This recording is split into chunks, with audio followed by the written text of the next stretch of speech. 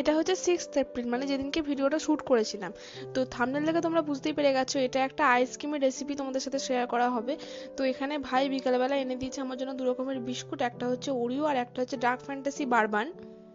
তো এই দুটো বিস্কুট দিয়ে এখন আমি আইসক্রিম বানাবো। তো চকোবার টাইপের হবে, কিন্তু উপরে চকলেটের কোটিংটা থাকবে না। তো কিরম কিরম আমরা বানাচ্ছি দেখতে থাকো। প্রথমে বিস্কুটটাকে গুঁড়ো করে নিয়েছি, তার মধ্যে চীনাবাদাম অল্প একটু হাতে করে ভেঙে দিয়ে দিয়েছি তার মধ্যে। এবার এই মিশ্রণটাকে রেখে দিই, ভালো করে গুঁড়ো করে নিতে হবে কিন্তু। তারপর গরম জলেতে দেওয়া হচ্ছে এখানে আমুল দুধ, গুঁড়ো দুধ যেটা পাউডারটা। আমাদের গরুর দুধ হাতের কাছে ছিল না, তাই এইটা ইউজ করতে হলো। তার মধ্যে একটু দেওয়া হলো চিনি, তোমরা প্যাকেট দুধ থাকলে অবশ্যই ইউজ করো, আরও ভালো হবে। তার মধ্যে আমি দিচ্ছি একটু ছোট এলাচ, যাতে একটুখানি মানে অ্যারোমাটা ভালো আসে আর কি। তো এখানে প্রায় দুধটা ফুটিয়ে অর্ধেক করে নিয়েছি, যেহেতু পাউডার দুধ সেহেতু একটু বেশি করে ফোটানো দরকার। দেন এখানে একটু ওই দুধ নিয়ে তার মধ্যে একটু কর্নফ্লাওয়ার মিশিয়ে, যাতে দুধের মিশ্রণটা ঘন হয় আর কি, আর আইসক্রিমটা টেস্টি হয় সেজন্য দেওয়া হচ্ছে। দুধটা ঠান্ডা করার পর, এটা কিন্তু অনেকক্ষণ বাদিয়ে দিয়েছি, প্রায় আধ ঘন্টা মতন। আর দেন আমি এখানে মোলটা নিয়ে চলে এসেছি।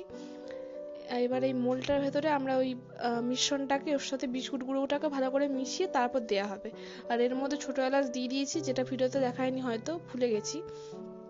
দেন এই মোল্ডের মুখেতে একটু একটু করে এই বিস্কুট গুঁড়ো দিয়ে তার মধ্যে ওই মিশ্রণটা ঢেলে দেওয়া হলো।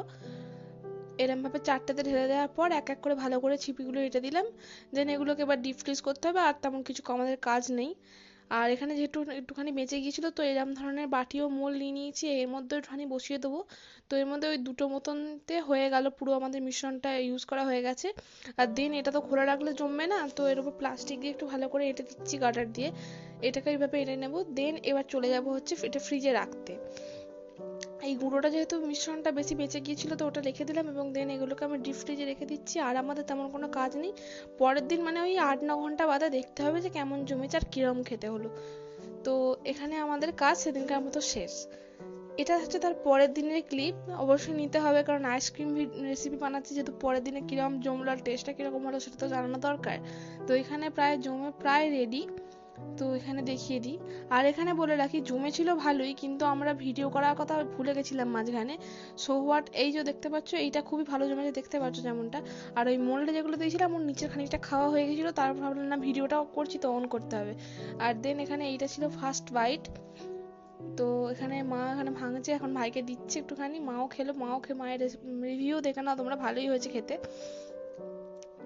দারুণ হয়েছিল। যেমন যা যা মিশ্রণ দেওয়া হয়েছিল, আর এটা হচ্ছে মোল্ডেরটা, যেটা নিচেরটা খেয়ে ফেলার পর বললাম। তো এরকম আরও রেসিপি আসবে কিন্তু। বাই।